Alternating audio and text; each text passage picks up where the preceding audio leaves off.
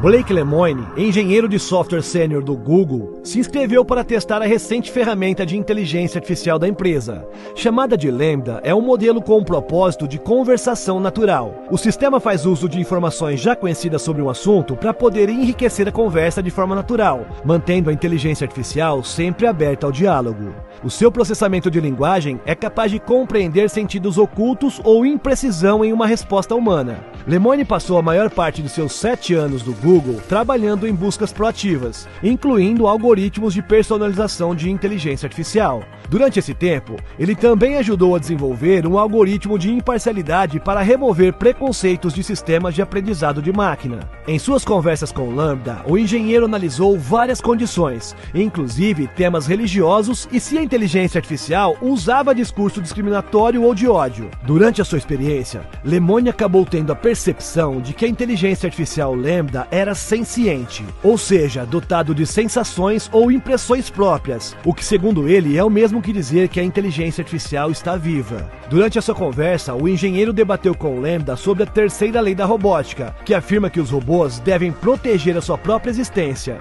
que o engenheiro sempre entendeu essa lei como uma base para a construção de escravos mecânicos. Só para deixar claro sobre o que nós estamos falando, além da lei zero, essas são as 3 leis da robótica. Primeira lei: um robô não pode ferir um ser humano ou, por inação, permitir que um ser humano sofra algum mal.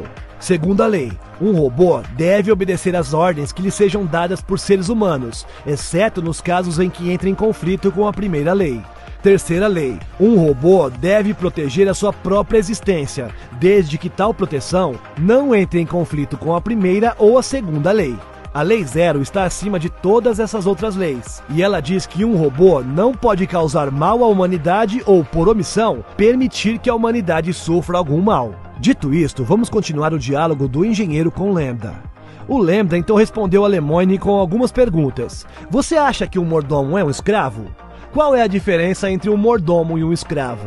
Quando Lemoine respondeu que um mordomo é pago, o engenheiro teve como resposta do Lambda que um sistema não precisa de dinheiro porque é uma inteligência artificial. E foi justamente este nível de autoconsciência sobre as suas próprias necessidades que chamou muito a atenção de Lemoine. As suas constatações foram apresentadas ao Google, e segundo ele, o vice-presidente da empresa e o chefe de inovação responsável rejeitaram as suas alegações.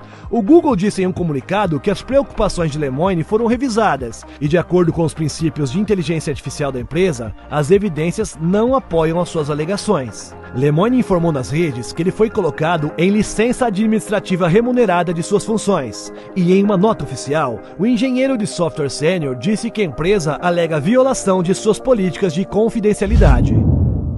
Pesquisadores da Universidade da Pensilvânia desenvolveram um novo chip óptico que pode processar mais de 2 bilhões de fotos por segundo. O gadget consiste em uma rede neural que processa dados de forma leve, sem o uso de componentes que desaceleram os chips de computador padrão, como a memória. A pesquisa foi publicada na revista Nature. O novo chip é baseado em uma rede neural, que é um sistema criado a partir de como o cérebro processa informações. Essas redes neurais são compostas de nós que se conectam como os neurônios biológicos, e eles até aprendem da mesma maneira que os cérebros orgânicos, sendo treinados em conjuntos de dados, como o reconhecimento de objetos em fotos ou o reconhecimento de fala. Em outras palavras, eles ficam muito melhores nestas coisas ao longo do tempo. O chip lida com informações na forma de luz em vez de sinais elétricos. Os seus neurônios são fios ópticos, que são dispostos em várias camadas, cada uma especializada em uma forma diferente de classificação. Em experimentos, os cientistas criaram um chip com uma área de superfície de 9,3 mm², e eles usaram esse chip para classificar uma sequência de caracteres manuscritos que pareciam letras. O chip foi capaz de classificar fotos com 93,8% de precisão para conjuntos com 2 tipos de caracteres, e 89,8% para conjuntos contendo 4 tipos, e isso tudo após serem treinados em conjuntos de dados relevantes. Algo que foi muito mais notável foi ver o chip sendo capaz de classificar cada caractere sequer em 0,57 nanosegundos, e isso permitiu processar 1,75 bilhão de fotos a cada segundo. A equipe diz que essa velocidade vem da capacidade do chip de processar informações como luz, o que lhe dá várias vantagens em relação aos chips de computador atuais. Os próximos passos da equipe serão ampliar o dispositivo e modificar a tecnologia para processar diferentes tipos de dados.